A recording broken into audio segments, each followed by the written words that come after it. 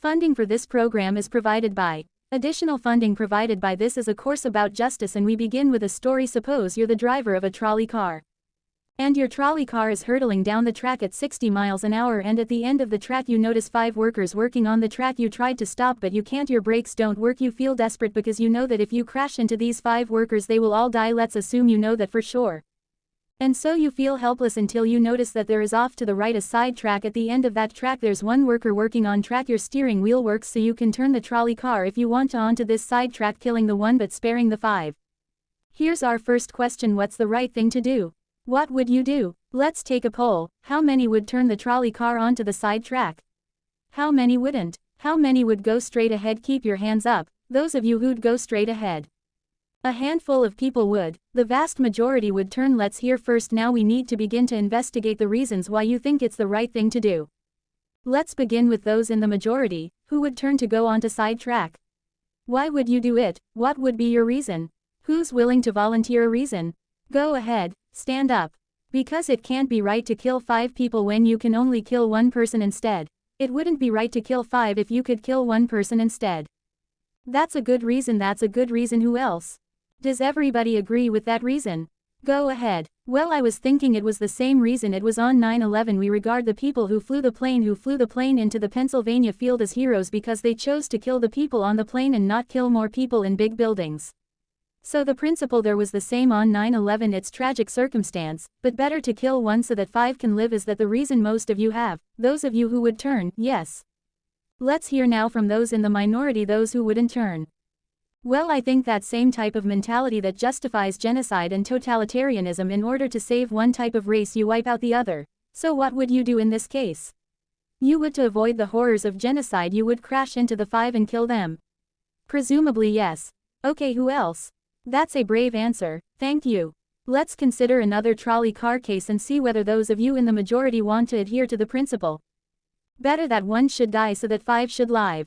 This time you're not the driver of the trolley car, you're an onlooker standing on a bridge overlooking a trolley car track, and down the track comes a trolley car. At the end of the track are 5 workers. The brakes don't work. The trolley car is about to careen into the 5 and kill them, and now you're not the driver. You really feel helpless until you notice standing next to you leaning over the bridge is a very fat man. And you could give him a shove. He would fall over the bridge onto the track right in the way of the trolley car. He would die, but he would spare the 5. Now, how many would push the fat man over the bridge? Raise your hand. How many wouldn't? Most people wouldn't. Here's the obvious question: what became of the principle better to save 5 lives even if it means sacrificing 1? What became of the principle that almost everyone endorsed in the first case? I need to hear from someone who was in the majority in both cases. As how do you explain the difference between the two? The second one, I guess, involves an active choice of pushing a person and down, which I guess that person himself would otherwise not have been involved in the situation at all, and so to choose on his behalf, I guess, to involve him in something that he otherwise would have. This escaped is, I guess, more than what you have in the first case, where the 3 parties, the driver and the 2 sets of workers, are already, I guess, in this situation.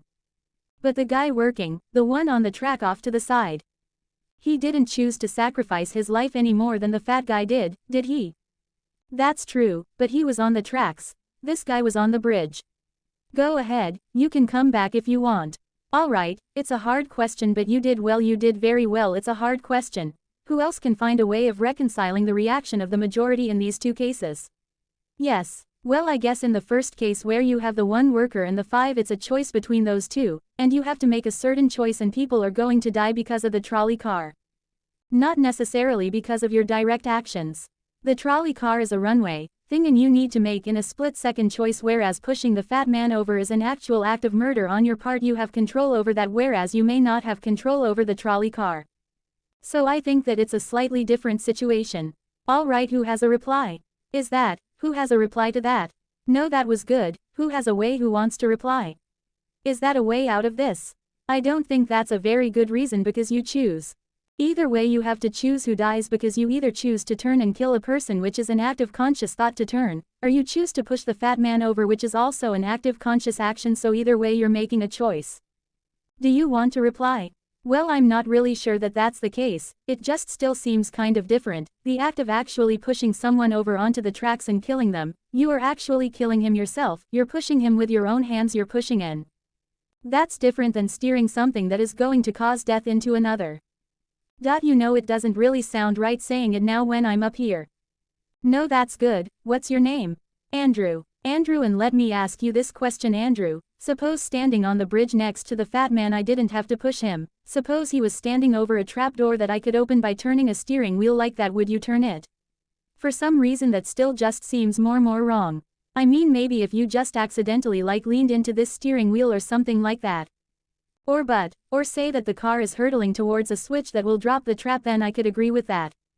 Fair enough. It still seems wrong in a way that it doesn't seem wrong in the first case to turn, you say, and in another way, I mean in the first situation you're involved directly with the situation, in the second one you're an onlooker as well. So you have the choice of becoming involved or not by pushing the fat man. Let's forget for the moment about this case. That's good, but let's imagine a different case. This time you're doctor in an emergency room. And 6 patients come to you. They've been in a terrible trolley car wreck. 5 of them sustained moderate injuries. 1 is severely injured. You could spend all day caring for the 1 severely injured victim, but in that time the 5 would die, or you could look after the 5, restore them to health, but during that time the 1 severely injured person would die. How many would save the 5 now as the doctor? How many would save the 1? Very few people, just a handful of people. Same reason, I assume. 1 life versus 5. Now consider another doctor case. This time you're a transplant surgeon and you have 5 patients, each in desperate need of an organ transplant in order to survive. On needs a heart, 1 a lung, 1 a kidney, 1 a liver, and the 5th a pancreas. And you have no organ donors. You are about to see them die, and then it occurs to you that in the next room there's a healthy guy who came in for a checkup, and he is you like that, and he's taking a nap. You could go in very quietly, yank out the 5 organs. That person would die, but you can save the 5. How many would do it? Anyone? How many? Put your hands up if you would do it. Anyone in the balcony? You would. Be careful, don't lean over too much. How many wouldn't? All right. What do you say? Speak up in the balcony, you who would yank out the organs. Why? I'd actually like to explore slightly alternate possibility of just taking the 1 of the 5 he needs an organ who dies first and using their 4 healthy organs to save the other 4. That's a pretty good idea. That's a great idea, except for the fact that you just wrecked the philosophical point. Let's step back from these stories and these arguments to notice a couple of things about the way the arguments have began to unfold. Certain moral principles have already begun to emerge from the discussions we've had, and let's consider what those moral principles look like. The first moral principle that emerged from the discussion said that the right thing to do, the moral thing to do, depends on the consequences that will result from your action at the end of the day. Better that 5 should live even if 1 must die. That's an example of consequentialist moral reasoning. Consequentialist moral reasoning locates morality in the consequences of an act, in the state of the world that will result from the thing you do. But then we went a little further, we considered those other cases, and people weren't so sure about consequentialist moral reasoning when people hesitated to push the fat man over the bridge or to yank out the organs of the innocent patient. People gestured towards reasons having to do with the intrinsic quality of the act itself. Consequences be what they may. People were reluctant. People thought it was just wrong, categorically wrong, to kill a person, an innocent person, even for the sake of saving 5 lives. At least these people thought that in the second version of each story we reconsidered. So this points a second categorical way of thinking about moral reasoning. Categorical moral reasoning locates morality in certain absolute moral requirements, in certain categorical duties and rights regardless of the consequences. We're going to explore in the days and weeks to come the contrast between consequentialist and categorical moral principles. The most influential example of consequential moral reasoning is utilitarianism, a doctrine invented by Jeremy Bentham, the 18th century English political philosopher. The most important philosopher of categorical moral reasoning is the 18th century German philosopher Immanuel Kant. So we will look at those 2 different modes of moral reasoning, assess them, and also consider others. If you look at the syllabus, you'll notice that we read a number of great and famous books. Books by Aristotle, John Locke, Immanuel Kant, John Stuart Mill, and others. You'll notice too from the syllabus that we don't only read these books, we also all take up contemporary political and legal controversies that raise philosophical questions. We will debate equality and inequality, affirmative action, free speech versus hate speech, same-sex marriage, military conscription, a range of practical questions. Why not just to enliven these abstract and distant books, but to make clear, to bring out what's at stake in our everyday lives, including our political lives, for philosophy. So we will read these books and we will debate these issues, and we'll see how each informs and illuminates the other. This may sound appealing enough, but here I have to issue a warning. And the warning is this: to read these books in this way, as an exercise in self-knowledge, to read them in this way carries certain risks that are both personal and political, risks that every student of political philosophy have known. These risks spring from that fact that philosophy teaches us and unsettles us by confronting us with what we already know. There's an irony: the difficulty of this course consists in the fact that it teaches what you already know.